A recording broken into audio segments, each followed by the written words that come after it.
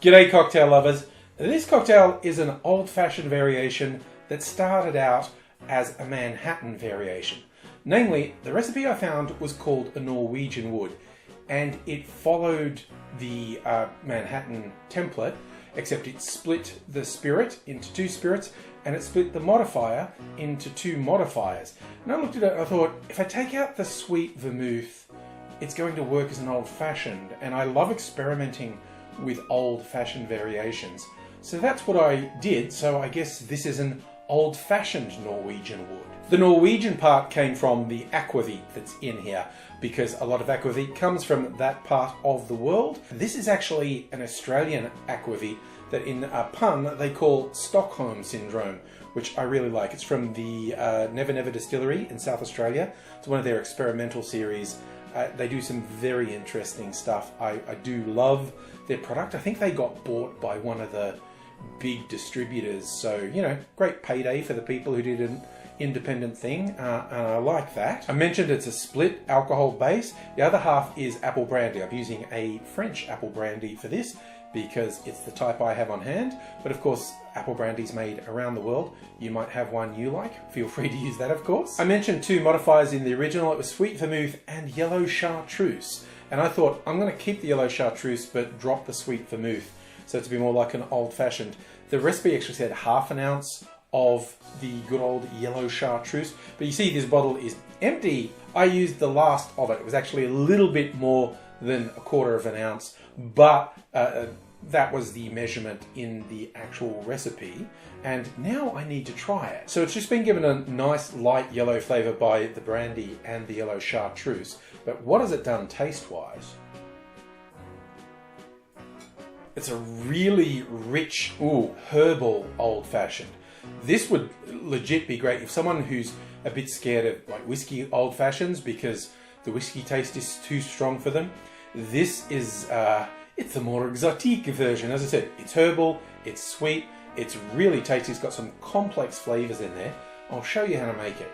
In a mixing glass we put 1 ounce or 30 ml of aquavit, then 1 ounce or 30 ml of apple brandy, then just ½ ounce or 7.5 ml of yellow chartreuse, and then I was doing ½ ounce, same amount, 7.5 ml of sugar syrup.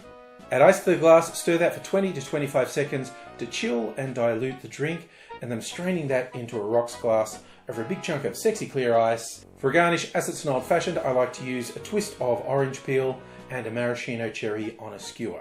Interesting bit of trivia, interesting to me at least, is akwavit translates as water of life. If you know languages, that wouldn't have been a surprise to you. But what I find interesting is the number of spirits around the world that the name of them translates to water of life. Whiskey is from the old Gaelic, Uisgebaha, which is water of life. The English used to call it aquavitae, which is Latin for water of life. I read even vodka comes from the Russian word for life. So, man, people have really liked their booze in the past, insisting on calling it the water of life. When I was tasting this, I thought it was missing something. I'd forgotten to put a dash of bitters in. So now I'm going to do that and see how big a difference it makes.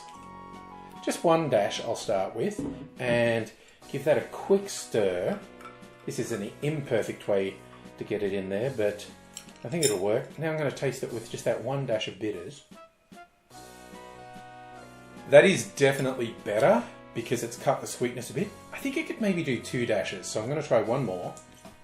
Hopefully that's not too much because you can't take the bitters out. It's taken on more of a reddy hue because that's the colour of the bitters, but let's give the 2 dashes version a try. Definitely better. It definitely needs the bitters. It cuts the sweetness. It was pretty good without the bitters. It's better with it. Actually, I'm going to go on record. It's considerably better with it. It's amazing what a little dash of bitters can do. It can just elevate a drink, and that's why we use it so often. I hope you've enjoyed me going through this and seeing me make a mistake and correct it after the fact. I could have reshot the video. I'm too lazy. I did it once and that was it.